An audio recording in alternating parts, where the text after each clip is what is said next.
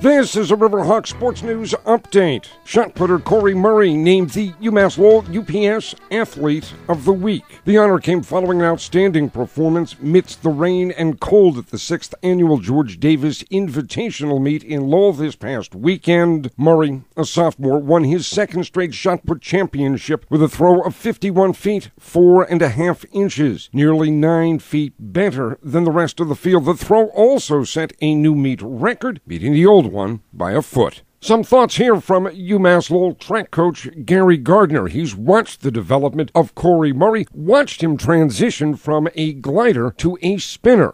Cory's gone through a tough adjustment. Last year he threw, almost 55 feet indoors as a glider, and then the indoor season ended and we turned him into a spinner. So it's been a long, hard journey for the poor kid. And it's really in the last couple weeks that things have come together. He was throwing 48, 49 feet consistently indoors, and now he's throwing 51, 52 feet consistently outdoors, and has, in practice thrown, back to where he was gliding before, and hopefully, now we can go past that. So, in order for him to compete at the national level, he really needed to become a spinner and dedicated himself to it, and, really persevered over the past year to get himself to the point now where he's winning meets again and he's on the national performance list again. And, I know there must have been some frustrating weeks in there for him, and it's kind of all coming together now, and hopefully over the next couple of weeks he can add a couple more feet and get himself out to the national championships. Cory Murray was also named the Northeast 10 Conference Field Athlete of the Week. Riverhawk Radio had a chance to sit down with Cory Murray, so now that conversation with UMass Lowell UPS Athlete of the Week,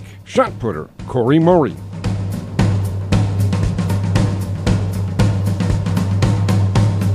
What were the conditions like for you? The conditions weren't too bad in the morning. It was pretty cold outside, but it didn't start coming down till after I threw. It wasn't too bad.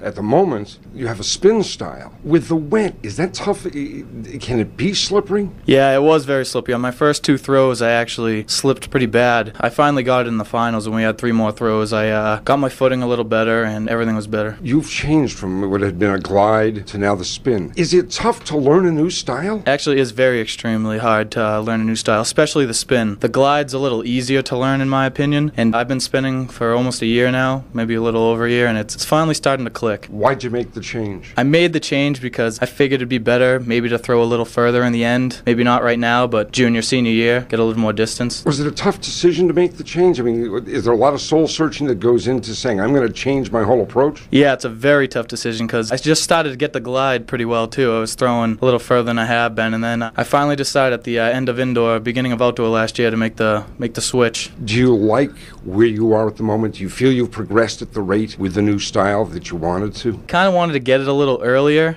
and it didn't happen that way, but right now I'm pretty happy with the last 2 weeks. I've been throwing a lot better than I have been, all indoor, and I think I've made the right decision. Is there much difference throwing indoor, throwing outdoor? The biggest difference for me is the size of the shot put. The indoor shot put's a lot bigger, and my hands aren't the biggest of all people. I'm not the biggest shot putter either, so it's kind of difficult to get the right grip on it. What in the world attracted you to the shot in the first place? It was actually sophomore year of high school. I was going to start doing track because I was actually a baseball player, and I was going to maybe do some extra running so I can get the conditioning down for the tryouts and all that, and then everybody just said, why don't you throw? So I started to throw and ended up being pretty okay at it, I guess. Did it help at all in baseball, or was it at that point when you began to feel comfortable with the shot, did you say, that's it for baseball, this is my new love? Yeah, that was actually another tough decision. I gave up baseball in order to throw the shot indoor and outdoor every year. Yeah, it was pretty tough though. As you look at yourself now, as you say, you got a couple of years still to go. Yeah. In that overall journey, are you in your development where you want to be? I think so. Lifting's going well, everything's going well, and I think the next couple of years are going to be good. I think I can get a better distance on my throws, maybe get the outdoor school record or something like that, maybe end up going to nationals. As you look at yourself and what you think is possible, how good can you become? It's tough to say how good I can become as opposed to how good I want to become. I think I could maybe next year start throwing mid-50s, and maybe senior year throw mid to high 50s, maybe hitting 57 feet. I'd like to throw upwards toward that area. Take me through what you go through in your mind as you prepare for a throw. I just try to get in the back of the circle, forget everything that's going on, just concentrate on whatever it is that I'm doing, and just block everything out. No, don't listen to anybody, and just focus on my throw, and then just let it out. Just scream at the end of it, and then just try to hold back, keep it in the circle. How much of being successful is physical? How much do you think's mental? It's a lot of physical because we're in the weight room 5 times a week, and